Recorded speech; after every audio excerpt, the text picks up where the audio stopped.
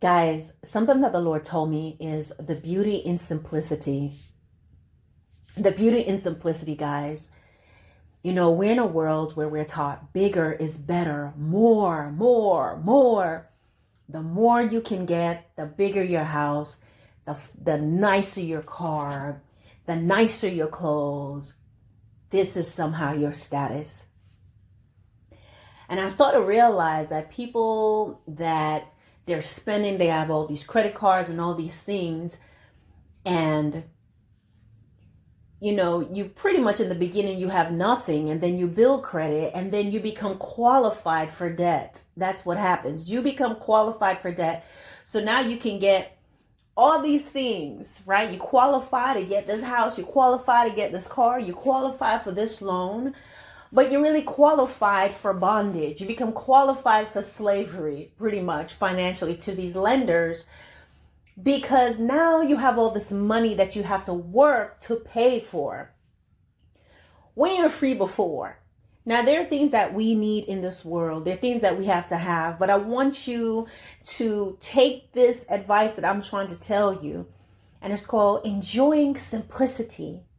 Enjoy having a roof over your head and not be so caught up in what type of house you have, how many square footage, whether you have an apartment versus a house, whether you have a 1-bedroom versus a 3-bedroom, whether you have a condo versus, you know,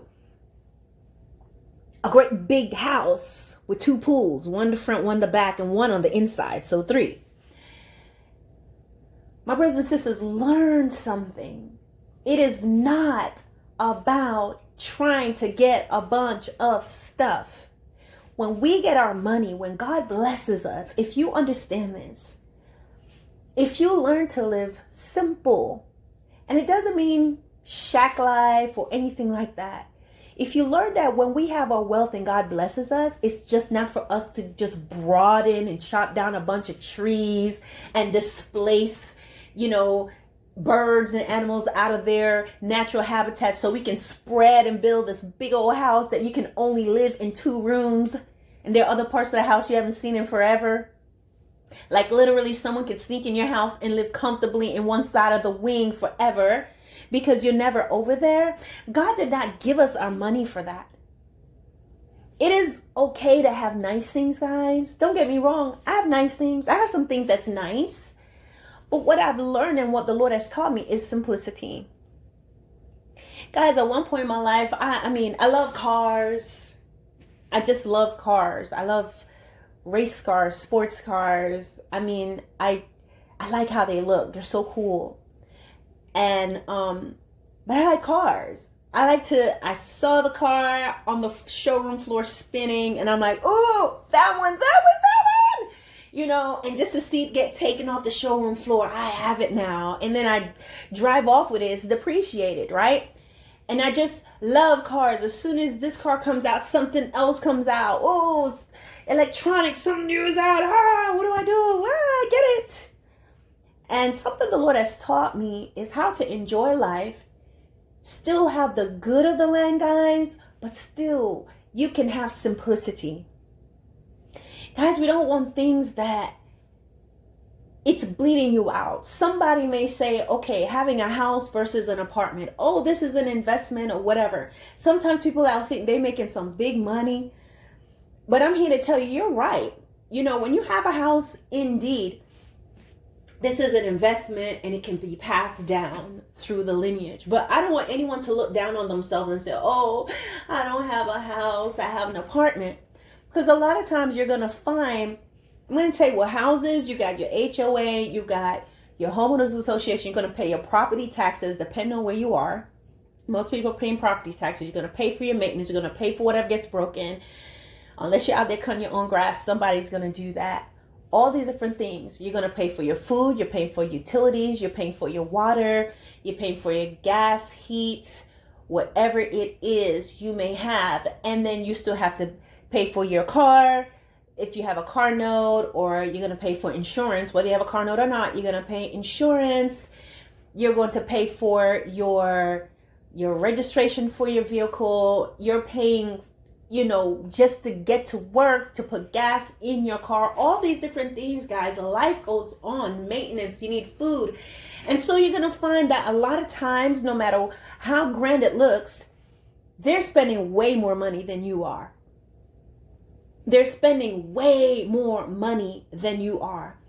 And you're going to find that the bigger and the grander that home is, the bigger and the grander that place is, whether it's a house or apartment, I'm here to tell you that they're paying more money. What I've learned is simplicity. And I remember there was a doctor that I worked with, and the doctor had this car that he's had since college. He is a surgeon. He is making money, but he has a simple house, small house. This man is a plastic surgeon, and he drove a simple car. And I knew another doctor. He was an ENT doctor, and every day he would have a ham and cheese sandwich. He would never buy anything out the cafeteria. Now, there are times he and I had some long talks about that, okay? Whereas I'm like, when it came to maybe even donating $1 for like a clinic function, he was always tight, okay? I mean, that was like getting, blood out of a rock. But what I'm trying to say is, I saw a lot of these people that were surgeons and had a lot of money. They live simple. And then, of course, they'll have they drive a little car here, but they have, property here, property there. My brothers and sisters, what I want you to learn is allow the Lord to teach you. Ask the Lord to teach you how to be a good steward of your money and of your funds. Teach him to show you how to invest, where to invest. Let him lead you. Let him lead you to people that can help you to invest your money, okay? And also, it's okay if you're just putting your money in the bank and just letting it grow, and ask the Lord to help you with that. Simple is better, because when your money is increasing, then you can not only enjoy the fruits of the land and take a nice little trip and enjoy yourself, take a nice little walk, spend a nice weekend elsewhere. You can also bless other people. When you live to bless people, when you're increased, you could have very well invested your money in getting something bigger and better and grander.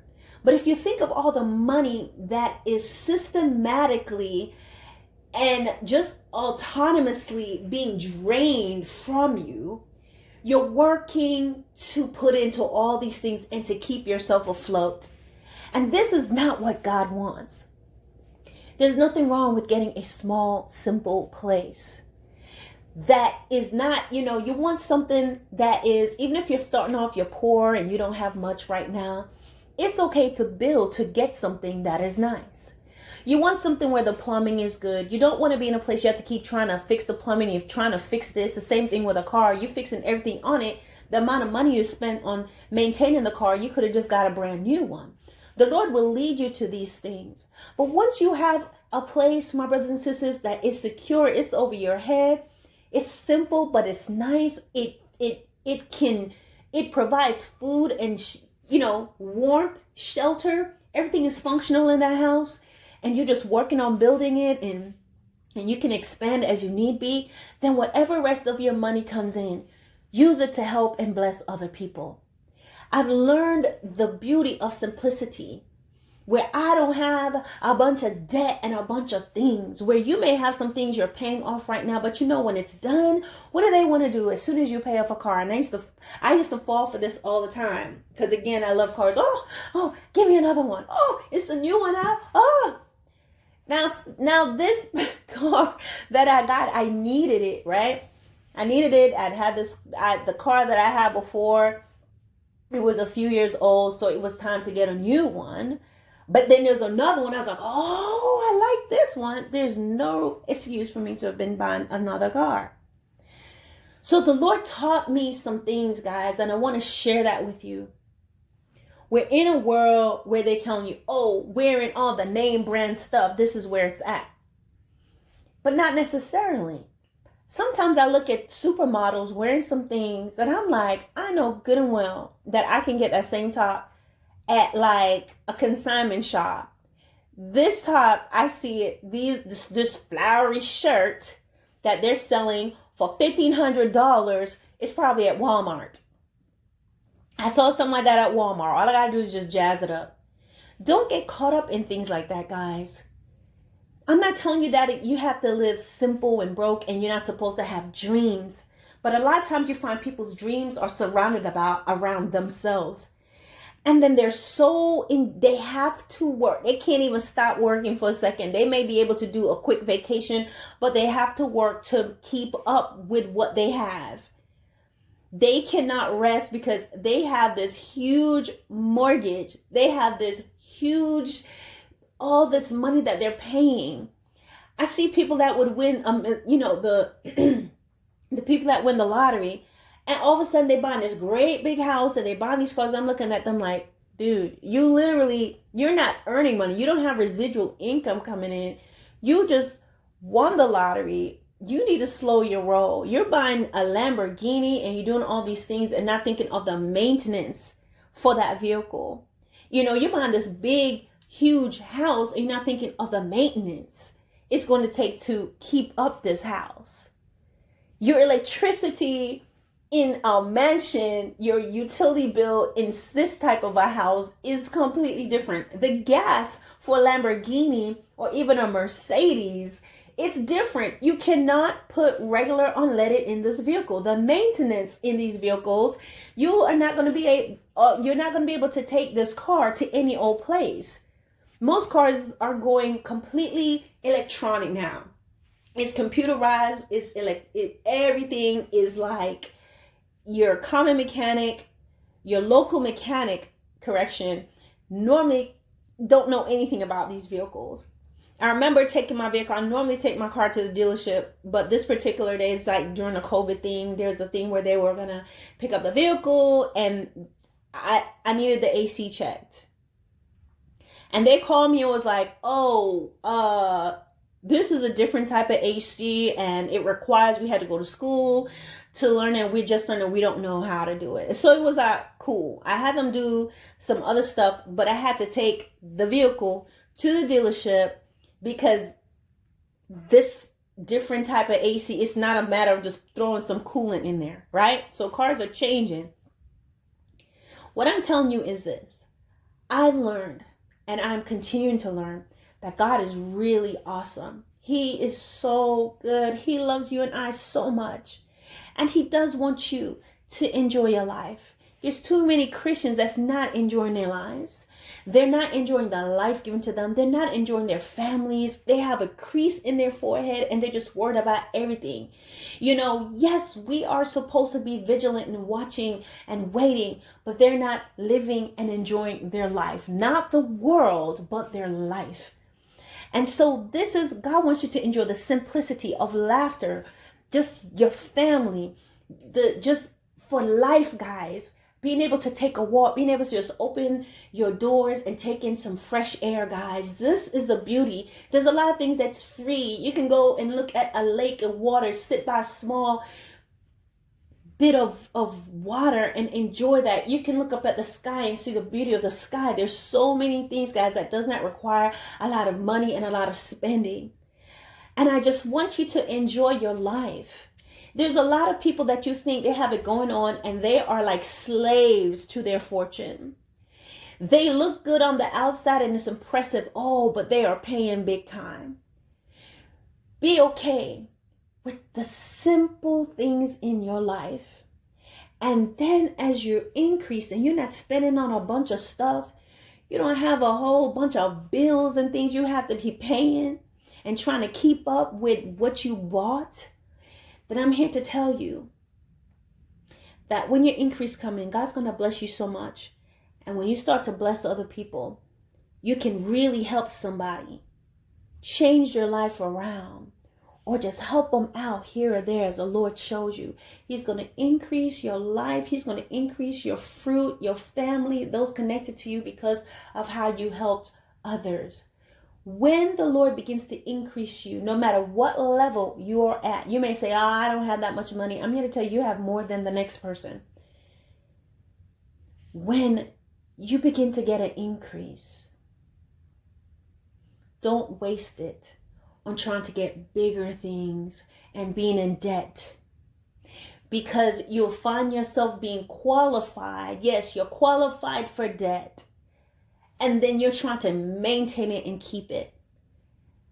And the biggest thing, the best type of peace that I have is just knowing that, Lord, you're going to give me my daily portion. You give me my daily bread, what I need. And when you give it to me, Lord, let me not try to trade it in for something bigger that I can't finish or handle. But Lord, how the daily bread you give to me, Lord Jesus, I can now help others around me. How I can help others around me. God is going to provide. You see, he give us this day our daily bread. There's something we're given daily that we're missing out on.